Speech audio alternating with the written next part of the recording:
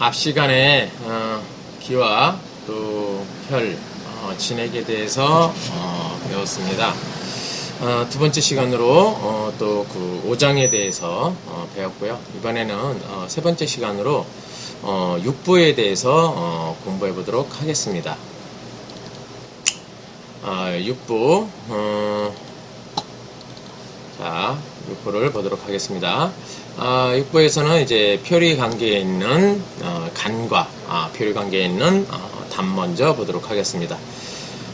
부위를 보게 되면 담은 주머니 모양으로 간의 지엽 사이 우엽 쪽에 위치했죠. 간과 굉장히 연계되어 있고요. 육부 중에 그 하나이나 그 또 한 기항지부에도 속하게 됩니다. 생리 기능으로 보면 담즙의 중요한 게 저장, 담즙을 저장을 합니다. 그리고 또 배설을 하죠. 이 저장을 하게 되는데 이 보면 12분의 1로 농축해서 그 저장을 한다고 그래요. 담즙이. 그리고 이 담낭에는 보통 인간이 한 600ml죠. 600ml부터 한 800ml 정도 저장을 한다고 합니다.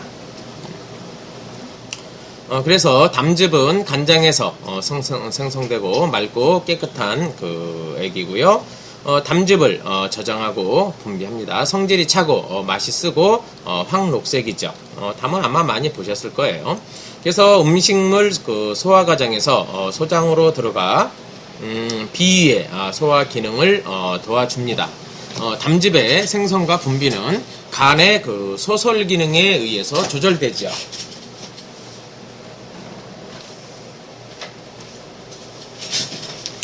그리고 담즙이 상역하거나 외부로 분출하면 그 옆구리 부위가 팽만하고 아프게 됩니다. 그래서 입이 쓰고 황록색의 쓴물, 구토, 얼굴, 눈, 피부 등의 황달이 발생할 수 있습니다. 그래서 중요한 게 간의 소설 기능에 의해서 조절된다. 이것을 꼭 알아두셔야 되겠습니다. 그 다음에 간은 또 결단을 주관하죠. 그래서 담기가 사람의 정신 감정 활동과 관련이 있다는 것이고요. 그래서 뇌경의 그 담은 중정기관으로 중요한 결단이 이곳에서 나옵니다. 그래서 간과 담의 표리 관계는 간담 항상 이거죠. 그래서 간은 우리가 장군지간 이렇게 얘기하죠. 그래서 모료를 이건 결단이에요. 모료를 주관하고 담이 결단을 주관합니다. 그래서 담기가 허하게 되면 결단력이 없고 우유부단하게 되는 거죠.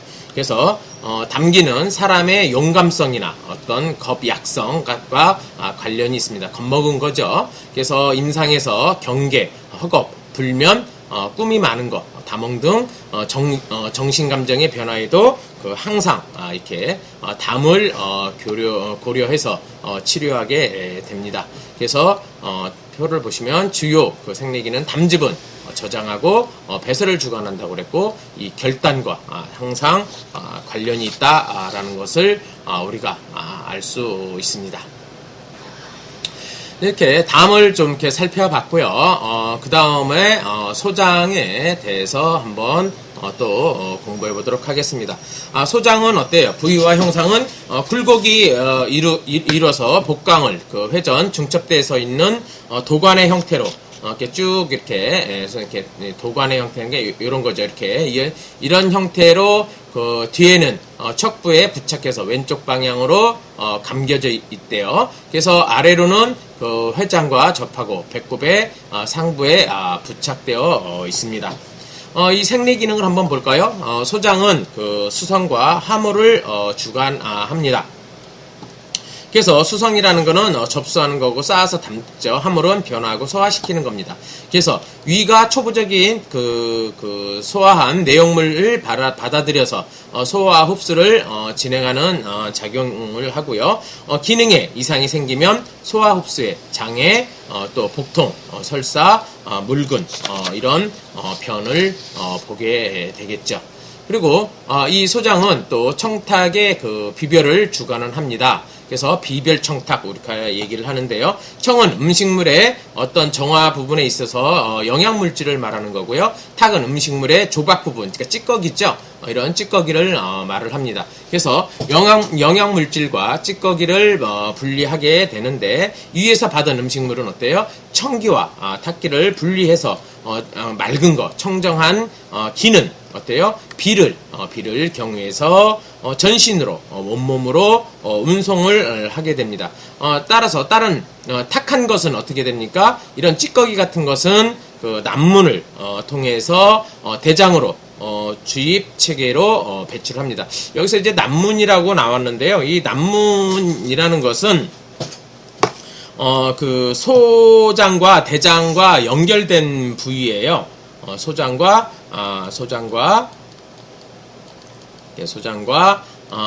그 연결된 대장, 대장과 그 연결된 부위.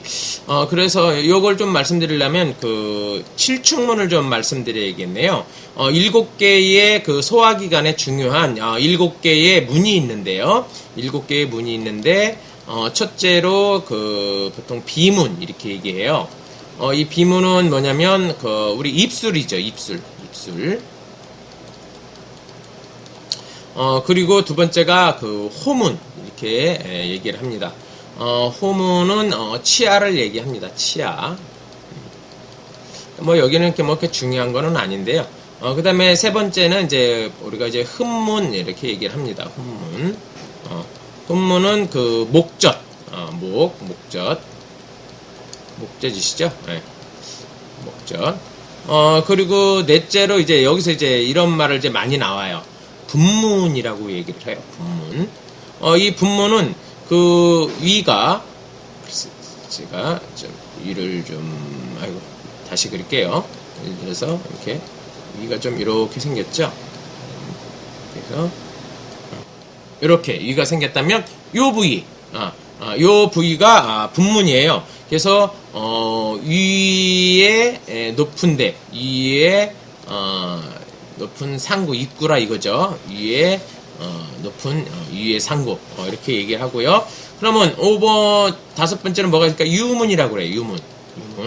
유문은 그러면 이제 뭐 벌써 눈치채셨죠? 유문은 어디? 여기가 유문입니다. 요 부분을 유문이라고 그래요. 그러니까 위에 여기는 이제 상구 하구가 되겠죠. 여기는 위에 하구가 될 겁니다. 그다음에 유문 있고 그다음에 여섯 번째가 이제 남문이에요. 이게 남문. 지금 나오는 게 바로 요 난문이죠. 그러면 여기 이어져서 이제 얘가 이제 소장이 있겠죠. 소장과 또 대장과 연결하는 부위를 이제 난문이라고 하는 거예요. 그러면 일곱 번째 마지막으로 뭐가 있겠습니까? 그렇죠. 마지막에 항문이 있죠. 네. 이렇게. 네. 그래서 이 항문은 또 일명 백문이라고 얘기를 해요. 그래서 이렇게 얘기를 하는 겁니다. 그래서 쓸모없는 수분은 방광으로 스며들어서 소변으로 배출을 하게 되죠. 그래서 소장에 변이 있으면 대변 손실, 대변 손설, 그래서 대변이 음식물 형체가 그대로 나오는 거고요. 대변 단산, 이렇게 얘기하는 건 소변이 짧고 매끄럽지가 않은 거고, 그래서 문효라든가 오줌이 나오지 않는다든가 혈뇨, 피가 섞여서 나오는 이런 걸 발생이 되죠. 그래서 주요 소장의 생리기는 수성, 화물과 비별 청탁이다. 이렇게 우리가 정리할 수 있겠습니다. 그러면 이번에는 위를 한번 또 보도록 하겠습니다. 위는 어떻게 써요? 부위의 형상을 보면 위의 이치는 횡격막 아래로 자리 잡고 있고요. 위는 식도와 이어졌죠. 식도와 이어졌고 아까 조금 전에 유문, 분문 이제 다 말씀드려서 이해되실 겁니다. 그래서 아래로 소장과 통합이 됩니다. 그래서 위의 그 생리적인 특성을 보게 되면 위는 뭐예요? 습한 것을 좋아해요. 그리고 조한 것을, 마른 거죠. 조한 것을 싫어하는 겁니다. 그래서 보통 희윤, 오조 뭐 이렇게 얘기를 하는데, 그리고 위는 그 양토로서 생리적으로 조화하기 쉬운 특징이 있어요. 그래서 조습에 조절이 잘 되지 않으면 건조해지기가 쉽고요. 지나치게 건조하게 되면 이 음이 손상돼서 생리적으로 이를 보호해야 함을 말하기도 합니다. 그래서 또 위기는 아래로 내리는 하강을 주관합니다. 그래서 위주 통강 그러는데 뜻은 통하게 하고 아래로 내려보낸다는 뜻을 가지고 있어요. 그래서 위기는 아래로 내리는 것을 주관합니다. 그리고 위에 그 통강의 작용을 보게 되면 초보 소화된 음식물을 유문을 통해서 소장으로 전송해서 재차 소화가 진행되도록 하고 있습니다. 그래서 그 위기는 그 아래로 순조롭게 내리는 기능이 있어야 소화 그 기계 기능을 발휘할 수 있죠. 그래서 통강 기능 상실로 해서 위기가 약해지게 되면 어떻게 돼요?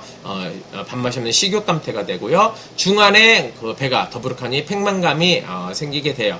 그래서 보통 뭐 중안만창, 변비 뭐 이런 거 생기게 되죠. 그래서 위기가 역행하게 되면 구토나 이런 트림 같은 것을 하게 되는 거겠죠. 생리 기능으로 보면 위는 뭐예요? 이렇게 수납을 담당해줘. 그러니까 저장해 두는 거죠. 그러니까 소화시키는 건 소장이고요. 위는 어떻게 먼저 한번 이렇게 보관해두는 수납 기능을 주관합니다. 수납은 뭐예요? 수용 받아들인다는 거죠. 그래서 위가 음식물을 받아들이는 작용을 하고요. 그래서 후천지기인데 후천적으로 영양을 공급하는 군원이고요. 수곡지에 태창, 그 창름지관 이렇게 소장은 얘기를 하게 됩니다. 위는 얘기를 하게 됩니다.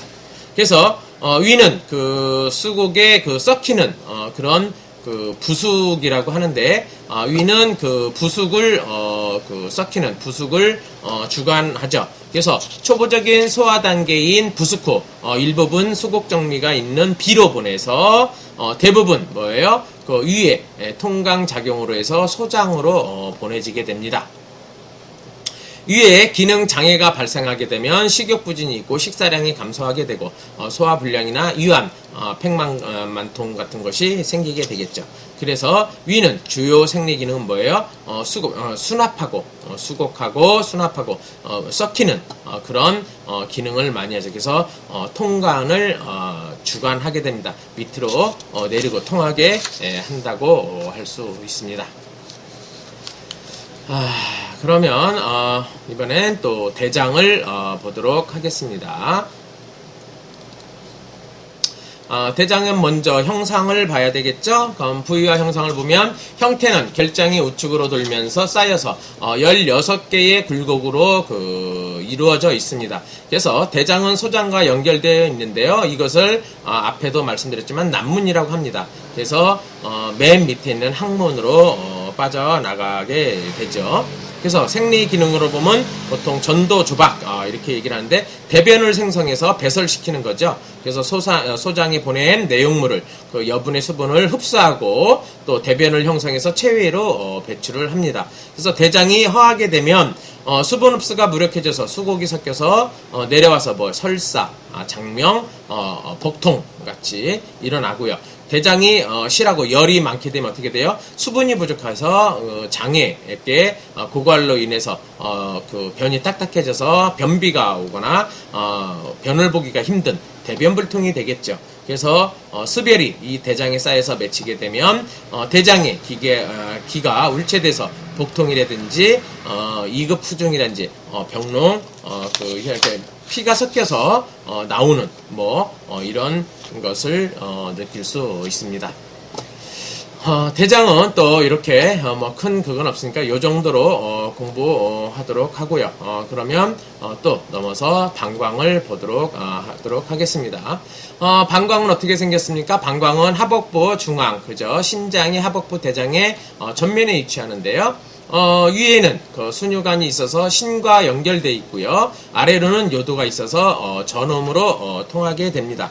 생리 기능은 어떻습니까? 소변 저장을 하게 되겠죠. 그래서 배뇨작용을 하게 되는데 배뇨작용이죠. 그래서 소변은 신과 그 방광의 기화 기능을 통해서 그 체외로 배출되므로 방광은 그 수액이 모이는 기관이거든요. 그래서 진액을 저장하고 그 기화 작용을 통해서 요액을 배출합니다. 그래서 신화 기화 기능 실조로 인해서 방광의 기화 작용이 실조가 되면 소변이 빈번해지고 요실금이 오겠죠. 빈번이죠.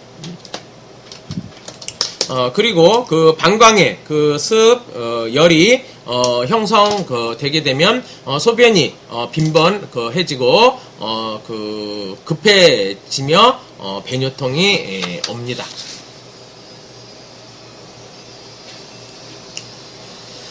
이렇게 또 방광을 보셨고요. 글씨가 틀렸으니까 요거를 빈번으로 좀 고쳐보도록 하겠습니다. 네. 자, 그 다음에 3초를 봐야 되겠죠? 자, 3초를 보도록 하겠습니다. 3초의 요 초자는 요게 태울 초자예요.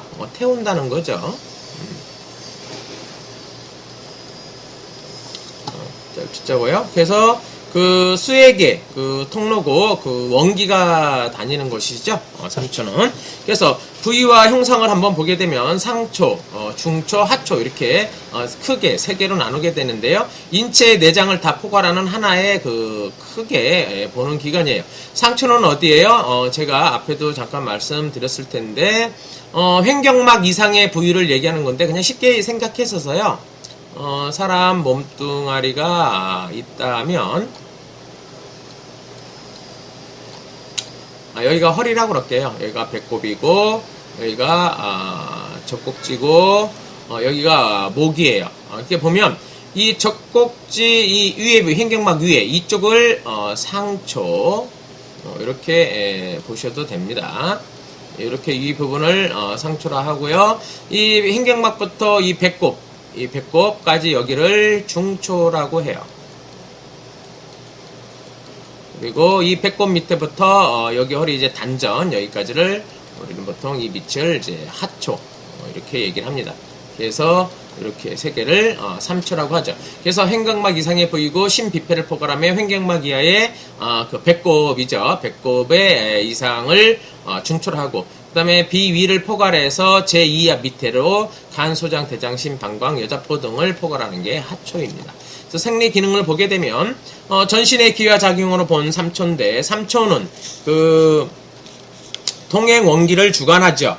이게 뭐니까 좌우 전신을 조절하는 거예요. 그래서 3초는 그 기가 승강 출입을 하는 통로이고 그리고 기화가 진행되는 장소이죠. 그래서 신의 기가 기화를 주재하는 기능을 가지고 있고요. 인체의 원기는 3초라는 통로를 통해서 오장육부와 그 전신에 도달할 수 있는 거죠. 그래서 우리가 얘기하는 원기는 인체의 아주 근본이 되는 기라고 할 수 있습니다. 3초는 그 인체의 그 삼원지기로 오장육부, 영위, 경락, 내외, 상하의 기를 모두 하는데요. 인체 내를 조화시키고 좌우를 영향하고 또 상하를 인도하기도 합니다. 그래서 3초는 수도를 소통하고 수액을 운행시키죠. 그래서 수도를 소통하고 수액을 조절하는 작용이 있고 인체 수액이 승강 출입하는 통로이고요. 그 다음에 수액 대사는 폐와 비, 신, 방광 등의 이 협조로 3초를 통로로 하여야만 합니다. 그래서 전신의 수액 대사는 여러 장부와 협조를 통해서 완성되나 3초를 통로로 하여야만 정상적으로 승강 출입을 할 수 있다. 이것을 아시면 되겠습니다. 그래서 3초가 소통되지 못하면 소변이 순조롭지 못하겠죠. 그래서 결국엔 수종이 나타나겠죠. 수종이 나타나고 수곡 정미의 보나 보면 3초는 수곡의 소화흡수에 관해서 그 정미를 운반하고 기에 화생에 영향을 미칩니다. 그래서 3초는 수곡의 통로고 기가 시작되고 끝나는 곳이라는 것을 우리는 알 수 있습니다. 그래서 또 다른 그 부위를 통해서 또 삼초를 한번 보도록 하겠습니다. 그 부위에 따른 삼초의 기능을 보면 상초에서는 어때요? 횡격막 이상의 부위 위라겠죠? 그러니까 심장과 폐 이런 그 두부를 포함하는데 머리를 포함하는 거예요. 그래서 그 상초의 주요 기능은 뭐예요? 수곡을 받아들이고, 그죠? 입으로 먹으니까. 그래서 정미를 전신에 퍼뜨리죠. 그래서 상초에 의한 선발과 산포된 오곡정미가 피부를 온후하고 형체를 그 충실하게 해서 우리 털 모발을 윤택하게 하죠. 그럼 중초는 어떻습니까? 중초는 젖꼭지 아래 밑에라고 그랬어요. 횡격막 이하 배꼽 이상의 배꼽 위와 젖꼭지 밑에라고 했어요. 이상의 복부, 비와 위를 포함하게 돼요. 그래서 중초의 기능 보면 이런 음식 받아들인 거예요. 썩히고, 그죠? 그래서 진액하고 기혈을 발생시켜서 끌어올리죠. 그래서 화생해서 찌꺼기를 분별해서 진액을 증화시킵니다. 그럼 하초는 어떤 역할을 하겠습니까? 그 배꼽 아래에서 간과 신장, 소장, 대장, 방광 이런 걸 다 포함합니다. 그래서 남녀 생식기를 모두 포괄하게 되는데 간장도 중초에 속하나 온병학하들이 삼초 변증을 확립할 때 그 외감열병 후기에 나타난 간의 병증을 그 하초 변미에 넣은 이후 지금까지 사실 그 하초에 귀속을 시켰습니다. 그래서 그 하초에서 하는 역할은 이렇습니다. 그러면 주요 그 생리 기능을 또 한번 또 살펴보도록 하겠습니다. 그러면 주요 생리 기능으로는 수국의 찌꺼기를 대소변으로 배설하는 거죠. 그래서 상초, 중초, 하초 그 내경의 견해 보면 상초는 안개와 같고 정미를 산포하는 작용이 마치 안개가 가득한 것처럼 전신의 장부 조직을 적시는 것을 형용합니다. 그리고 중초에는 그 물거품과 같다 이렇게 비교를 하는데 비위가 음식물을 소화 흡수해서 영양물질을 전신에 보내는 그것이 마치 물에 적셔서 변화시키는 것 같아서 그렇게 형용을 했습니다. 하초는 그 도랑의 물과 같다 이렇게 또 형용을 했는데요. 신과 방광의 배뇨 작용이 마치 물에 도랑이 흘러 들어가는 것과 같아서 그렇게 형용을 했습니다. 삼초의 형태와 관련한 그 역대 의가들의 인식은 무형 삼초설, 그래서 이름이 있는데 그 형체는 없고 경락의 존재는 인정하나 그 수소, 그 양경이죠. 그래서 또 다른 그 설이 또 있습니다. 또 다른 설은 유막 삼초설인데 또 삼초가 그 유막이요. 이 유막의 해부적인 구분에 의해서 상중하초로 나누어졌다고 했습니다. 그 다음에 또 하나는 임초, 그 삼초 임파계 통설인데, 임파계통은 순환계통 중의 하나로 하에 삼초의 기능은 모두 임파계통과 유관하기 때문에 그렇습니다. 삼초 체액 형별 조절 통설이 있는데, 삼초계가 체액의 팽형 조절 기능을 담당하는 설이에요. 그래서 3단 삼초설도 있는데, 이 3단 삼초설은 삼초는 순환, 호흡, 소화, 비뇨 등의 이런 기능을 모두 포괄하기 때문에 그렇습니다. 그래서 결국에는 이 삼초의 주요 생리 기능은 어떻습니까? 전신의 기하작용의 통로로 수액 운하의 그 통로인 것이죠. 이렇게 해서 지금 육부를 알아봤습니다. 그러면 이번에는 그 육부의 외에 그 기항지부를 또 공부해 보도록 하겠습니다. 이어서 자, 기항지부. 기항지부는 참 그 특이한 걸 가리키는 거죠.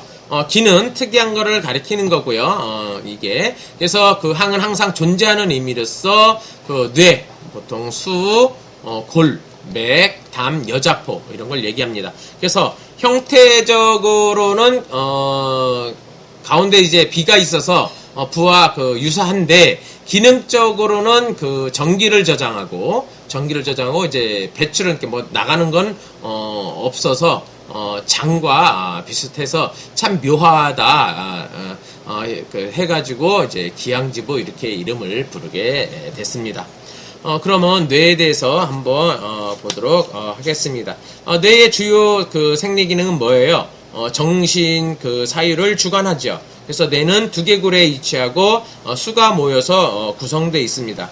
그래서 뭐 수해 뭐 이렇게 하는데, 그래서 뇌는 그 수의 바다라고도 할 수 있어요. 그래서 수해 이렇게 얘기를 하는 거죠. 수의 바다니까 바다 해자 써서 물의 바다 수해 뭐 이렇게 얘기를 합니다. 그래서 시각 청각 및 정신 상태와 관계가 깊고요.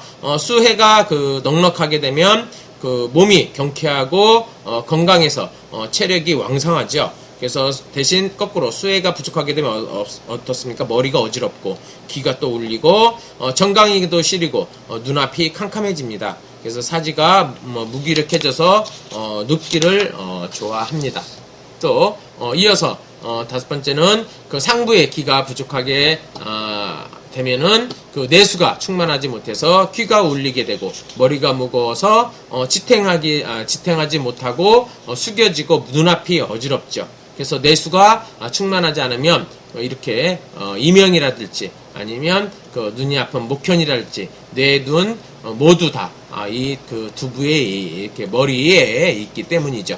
그래서 골과 수의 그 생리 기능을 좀 비교해서 보면 골격 지지 그 영양 작용 이렇게 적어놨는데, 골격을 보면 인체를 지탱하는 내장을 보호하는 전신에 무게 지탱하는 작용하죠. 골격이. 그래서 골의 생장과 골질의 친밀도는 신정의 그 성세와 관련이 깊습니다.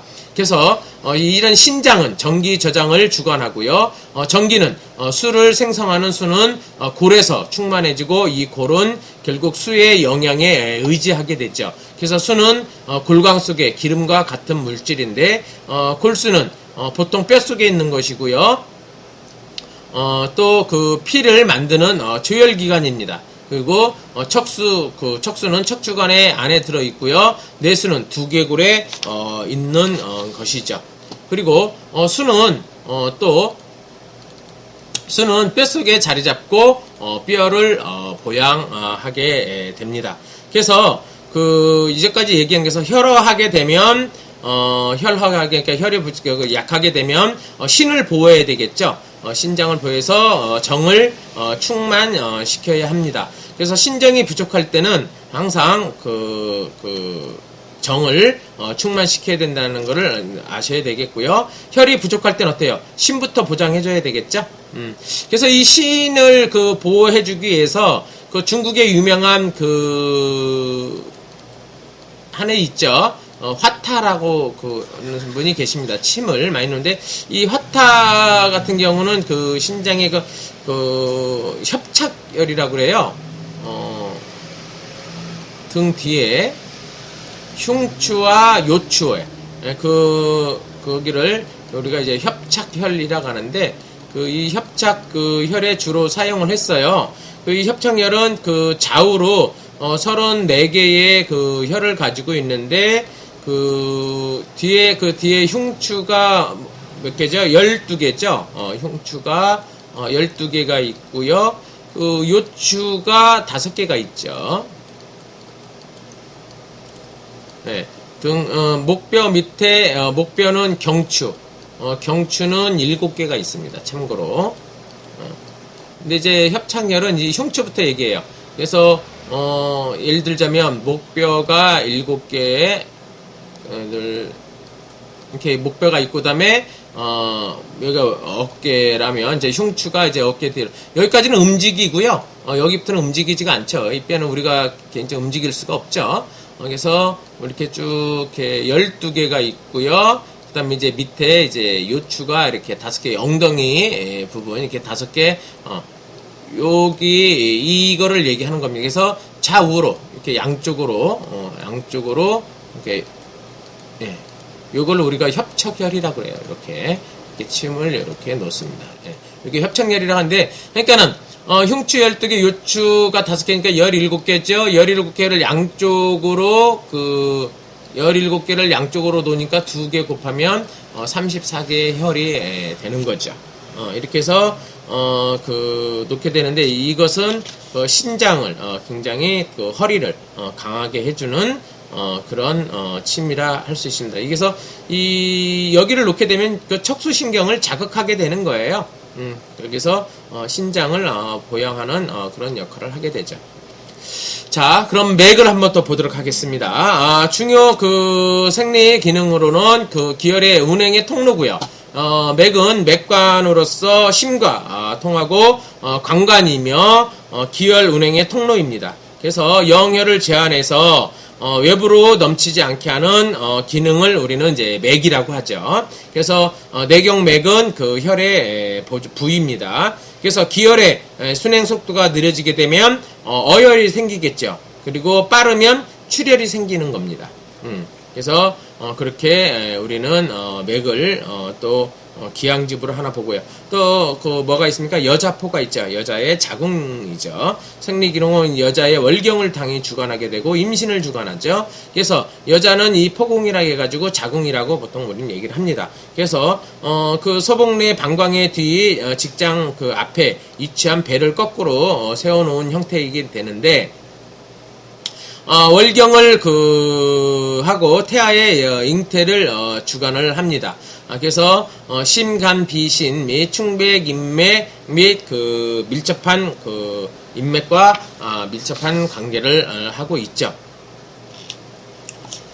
이렇게 해서 그 여자포까지 기양지부를 보셨는데요. 이번에는 그 청계와 그 신장의 작용을 한번 한번 보도록 하겠습니다. 그래서 청계와 여성 호르몬과의 같은 의미로 신의 전기가 일정한 수준으로 충실해지면 청계가 만들어져서 그 생식기관이 그 성숙해서 월경이 시작돼서 그 태아를 잉태하는 데 필요한 조건을 갖추게 됩니다. 이 청계의 작용하에서 인맥이 통하고 충맥이 그 성해져서 혈액가 가득 차면 월경이 시작되는 거죠. 그래서 49세가 되면 그 인맥과 충맥이 이제 결국에는 이제 허약해져서 청계가 고갈돼요. 그러니까 이 고갈된다는 건 결국에는 우리가 이제 만약에 이제 갱년기 이렇게 얘기할 수 있을 겁니다. 그래서 이 갱년기가 오게 되면 어때요? 불임증이 오게 되고요. 그다음에 생리가 불통하게 되겠죠. 생리 불통이 오고, 그다음에 폐경이 오겠죠. 막혀는 이제 생리를 하지 않는 폐경이 오고, 그 다음에 피를 쏟아버리는 이제 하열이 이런 게 올 수가 있다 하겠습니다. 그래서 월경이 멈춤으로 형체가 노쇠해지고 생식 능력이 없어지는 거예요. 그래서 충맥, 인맥의 작용인데, 충맥, 인맥은 모두 포중에서 시작을 합니다. 그래서 충맥은 그 족소음 신경을 따라서 운행하고 양면경과 통해서 12개의 경맥의 기혈을 조절하니까 12경맥의 혈해라고도 보통 하죠. 그래서 인맥은 서복부에서 족삼음경과 해압해서 전신의 모든 음경의 기혈을 조절하기 때문에 음맥의 해라고도 합니다. 그래서 12경맥의 기혈이 충만해야만이 충인맥으로 흘러 들어가는데, 충인맥을 통해서 포궁으로 들어가게 되면 월경이 주기적으로 오게 된다 하겠습니다. 그리고요, 충과 인맥 기능이 실조가 되게 되면, 그러니까 결국에는 월경이 나오지 않겠고요. 피를 왕창 계속 너무 많이 쏟아버리는 북루 현상이라든지 폐경, 이런 불임 같은 것이 오게 됩니다. 그래서 심장과 간 비와의 관계를 보게 되면 월경의 주요 중요 성분은 결국에는 피라는 걸 알게 되겠죠. 그래서 월경의 시작은 세장의 기능과 밀접한 관계가 있는데, 세 개의 장은 심장, 간장, 비입니다. 그래서 심장은 뭐예요? 혈을 주관하고, 간장은 혈을 저장하죠. 그래서 소소를 주관하게 되는데, 기혈을 화생하는 근원이 바로 혈을 통섭하기 때문입니다. 그래서 이 세 개의 장이 원천이 부족하게 되면 월경량이 감소하게 되고 주기가 앞당겨지거나 낮추어져서 폐경이 오게 되는 거죠. 그래서 신비가 허하게 되면 기혈생화 원천이 부족해져서 발생한다, 이렇게 보시면 되겠습니다. 북루라는 건 뭐예요? 비가 통섭하지 못해서 혈액이 망향해서 월경 기간을 넘어서 하혈하는 거예요. 그래서 감정이 너무 상해서 감기가 울결돼서 수설 기능이 실추돼서 보통 발생을 많이 합니다.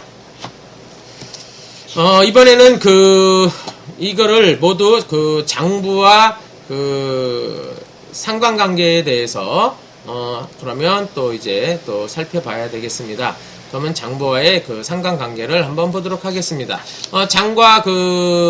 장과의 관계를 보게 되면, 먼저 심장과 폐를 한번 볼까요?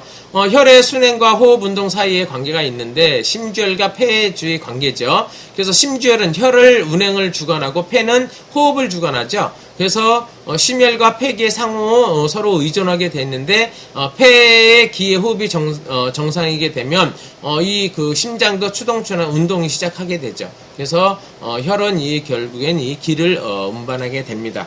이렇게 간단히 좀 도표로 보면 그림으로 보면 쉬울 것 같아서 이렇게 도표로 쉽게 한번 해봤습니다. 그래서 또한 폐기가 허약하게 되면 심혈 어조증이 있는데 그 혈액의 운행이 느려져서 가슴이 답답하고 호흡이 짧아져서 입술이 파래지고 혀가 자색이게 됩니다. 그래서 심기가 부족하거나 심양이 부족하면 결국에는 폐의 선발 숙강 기능에 의해서 영양호흡 이상을 초래하게 되죠. 그래서 해수, 천식, 숨이 차며 가슴이 답답한 어떤 폐기상역 같은 이런 증상이 나타난다 하겠습니다. 그럼 이번엔 심장과 비장을 비교해서 관계를 보도록 하겠습니다. 주로 혈액의 생성과 운행 및 정지활동을 표현하게 되는데 심은 혈을 주관하고 신을 저장한다고 그랬죠. 비는 혈을 통섭하고 기혈 생화의 근원인 거예요. 그래서 비기가 정상이고 혈을 통섭하는 기능이 정상이게 되면 혈은 맥을 따라서 운행하고 맥의 외부 일탈을 방지해서 심이 혈맥을 주관하는 작용이 정상적으로 이루어져요. 그래서 심이 혈과 신지를 주관하는 기능이 정상이게 되면 비도 기혈의 자윤을 받아서 운하하는 기능이 왕성해지죠. 심비양어증 이렇게 이런 증상을 얘기를 하는데 비가 정상적으로 운하 못하게 되면 어떻게 돼요? 심혈이 심장의 혈이 손상되거나 근심이 지나치게 돼서 비가 제대로 운행하지 못하겠죠. 그러면 심비가 모두 허하게 되는 증상인데 이럴 때는 심계나 불면, 잠을 오지 않거나 어지럽거나 꿈이 많거나 복창, 면색, 불화, 식소, 신체 피로 증상 같은 것을 초래할 수 있다 하겠습니다. 그럼 이번에는 또 신장과 비를 비교했으니까 이번에 신장과 간을 비교해 보도록 하겠습니다. 상호 관계를 보게 되면 심과 간의 관계는 주로 그 혈액과 정신의 두 가지 그 측면이 있죠. 그래서 심과 혈을 주관하는 그 신을 저장하게 되는데 간혈을 저장 우리는 혼을 저장한다고 그래요. 그래서 혈액 방법을 보게 되면은 심은 전신의 혈액을 운행시키는 중추기관으로 심기는 혈의 운행을 운행시키는 동력이죠. 간은 혈을 저장하죠. 혈을 저장하고 혈량을 조절하는 기능이 있습니다. 그래서 심과 간은 서로 협조해서 생리적인 혈액 순환을 완성시키죠. 그래서 심혈이 부족 시 간혈도 부족해지는 거고 간혈이 부족하게 되면 심혈도 부족해지는 어떤 그런 상호 관계성이 있죠. 그래서 이런 혈허증이 나타나게 된다면 혈허와 간혈허로 이제 말하게 되는데 결국엔 그러니까 같이 말하는 거죠. 상호 관계 때문에. 그래서 심계, 불면, 면색불화, 조각불형, 손발톱의 윤택이 없는 거죠. 갈라지거나 그다음에 거칠거나 또 월경량이 적어서 색이 연해지는 어떤 이런 증상이 옵니다. 그래서 정신 방면에 보게 되면 사람의 정신 활동은 주로 보통 심장과 간이죠. 그래서 이런 소설 기능과도 관계가 있는데요. 간은 혼을 저장하게 된다고 그랬죠. 그래서 혼은 사람의 정신 활동을 한 표현 형식이고요. 꿈과 환상은 그 혼의 또 표현이라 할 수 있겠습니다. 간이 부족하거나 심혈이 심음이 부족하게 되면 신지가 편안하지 않는 증상을 수반하게 되고요. 또 심화 상염이라고 우리가 얘기하는데 감기가 지나치게 상승하게 되면 화가 상역해서 발생하는 걸 얘기를 합니다. 관하상염은 뭘까요? 신경을 지나치게 써서 심화가 항진하면 간하가 상승해서 발생하는데요. 심하와 간하와 앙성해지는 증상 역시 서로 영향을 미치거나 동시에 나타난다 하겠습니다.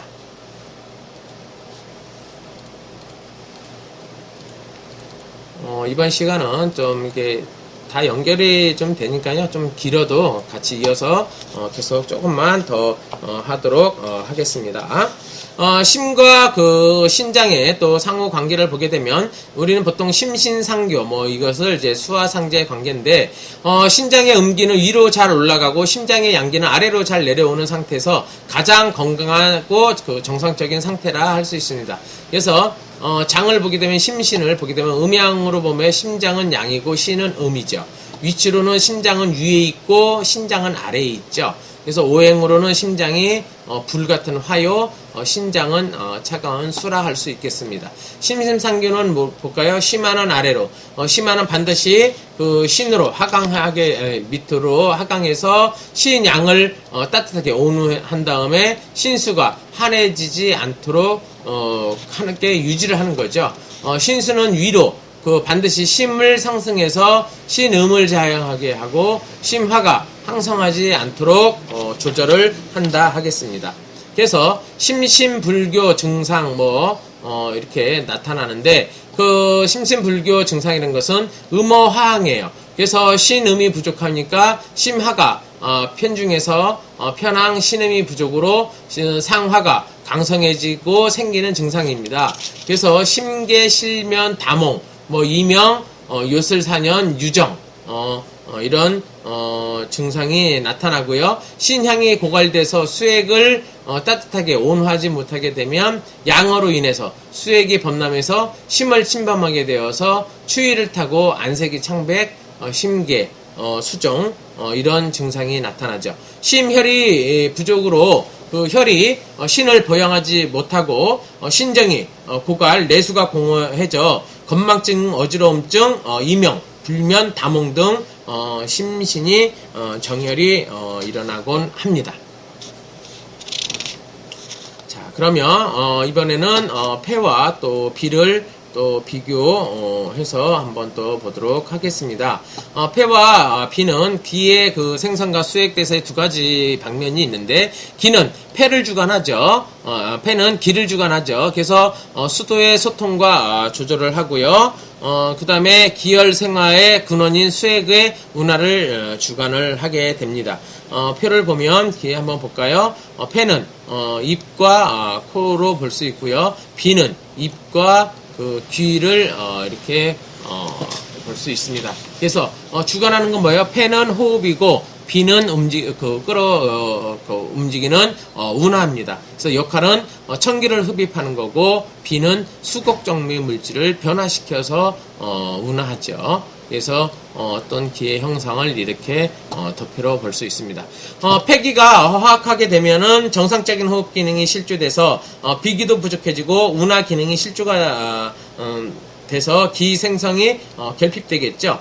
비기가 허약하게 되면 어때요? 폐기혈을 초래하게 됩니다.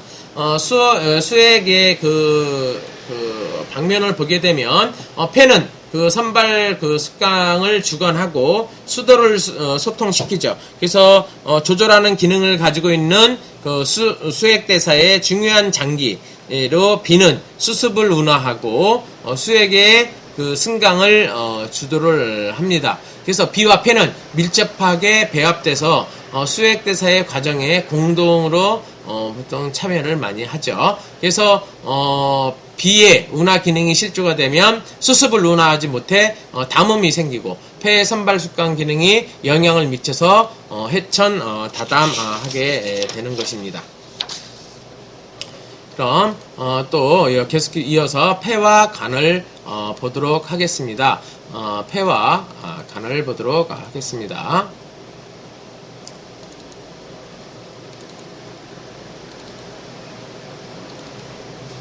자, 폐와 간은 폐의 기계의 승강 방면으로 표현을 하게 되는데요. 폐가 가장 높은 위치인 횡격막 위에 위치하고요. 기는 하강을 주관하죠. 그래서 간 하부에 있고요. 소설을 주관하고 기는 상승을 또 주관을 합니다. 그래서 폐와 간은 서로 협조하죠. 그래서 상승과 하강. 그래서 간은 상승하고 또 폐는 그 하강을 주관을 하게 돼서 함으로써 전신의 기를 원활하게 소통시키죠. 그래서 간화폐범이라는 또 말이 있는데 간의 상승이 지나치고 그 폐가 하강하지 못하여 발생하면 화기의 상염, 기침, 인후 건조, 각혈, 각기 영남, 폐기가 부족해서 간을 제약하지 못해서 발생, 흉약창만, 현운, 두통 같은 것이 생기게 됩니다. 너무 기니까요. 이번 시간 여기까지 하고 이어서 다음 시간 또 이어서 하도록 하겠습니다.